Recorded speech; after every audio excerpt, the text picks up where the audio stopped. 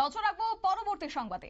এই মুহূর্তে নজর রাখছি স্কুলের পঠন পাঠনের ক্ষেত্রে কার্যত রাজ্যের সরকার রীতিমতো কাজ চালিয়ে যাচ্ছে, বিশেষ করে ছাত্রছাত্রীরা যেন পড়াশোনা করতে পারে এবং তাদের ভবিষ্যৎ যেন উজ্জ্বল হয়।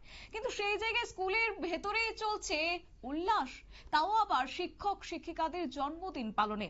এবং জানা গেছে ক্লাস ফাঁকি দিয়ে শিক্ষক শিক্ষিকাদের জন্মদিনের উল্লাস, এবং একদিকে যখন নবম এবং একাদশ শ্রেণীর ক্লাস চলছে, ঠিক সেই সময়টাতে একই সময়ে স্কুলের প্রধান শিক্ষক স্বরূপ সাহা নিজ অফিস রুমে নিজের জন্মদিনের জম্পেশ অতি উল্লাসে হঠাৎ উল্লাসিত হয়ে পড়েন প্রধান শিক্ষক স্বরূপ সাহা। এবং এমনকি একই জন্মদিনের চিত্র ফুটে উঠল বিলুনিয়া ইংলিশ মিডিয়াম বিদ্যাজ্যোতি স্কুলে। আজ ছিল বিদ্যালয়ের প্রধান শিক্ষকের জন্মদিন। স্কুলের শিক্ষক শিক্ষিকাদের বিশেষ সূত্রে খবর, বিদ্যালয়ের শিক্ষক সঞ্জয় ভৌমিক, দীপক শীল এবং শিক্ষিকা উত্তরা দাসের উদ্যোগে এই জন্মদিনটি অনুষ্ঠিত হয়েছে। প্রত্যেক শিক্ষক শিক্ষিকাদের কাছ থেকে 50 টাকা করে নিয়ে জম্পেশ জন্মদিন করেন প্রধান শিক্ষক স্বরূপ সাহার। এবং এই স্কুলের গণা কয়েক শিক্ষক শিক্ষিকার কারণে ওই স্কুলের পঠন পাঠন ধূলিসাতের পদে, কারণ এই শিক্ষক শিক্ষিকারা স্কুল চলাকালীন প্রতিদিন মোবাইল ফোন নিয়ে ব্যস্ত থাকেন।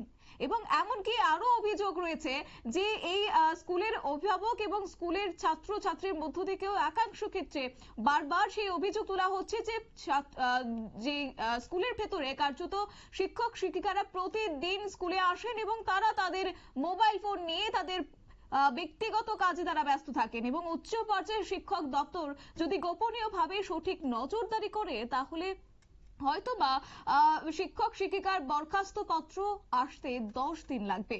বিলুনিয়াবাসী, স্কুলের শিক্ষক শিক্ষিকা এবং ছাত্রছাত্রীরা নতুন বছরে সঠিক দিশা দেখতে পারবে। স্কুলের অভিভাবক মহলের যে অভিযোগ, যদি স্কুলের পুরনো কমিটি বাতিল করে বিলুনিয়া শহরের প্রাক্তন শিক্ষক শিক্ষিকাদের এবং বুদ্ধিজীবীদের স্কুল কমিটিতে অংশগ্রহণ করালেই হয়তোবা স্কুলের শ্রীবৃদ্ধি পাবে।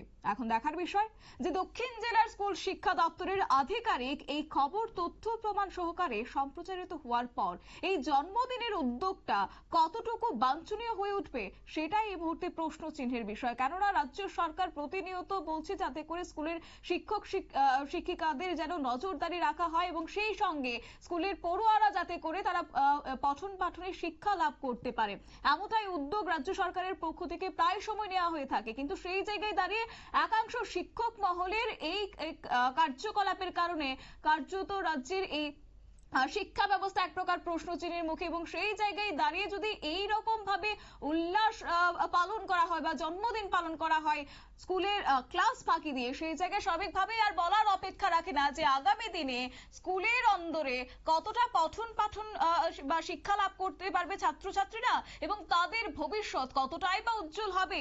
আজকের এই ছবি কিন্তু আরো একবার প্রশ্ন তুলে দিল। নিয়ে নিচ্ছি ছোট্ট একটি বিজ্ঞাপন বিরতি, সঙ্গে থাকুন।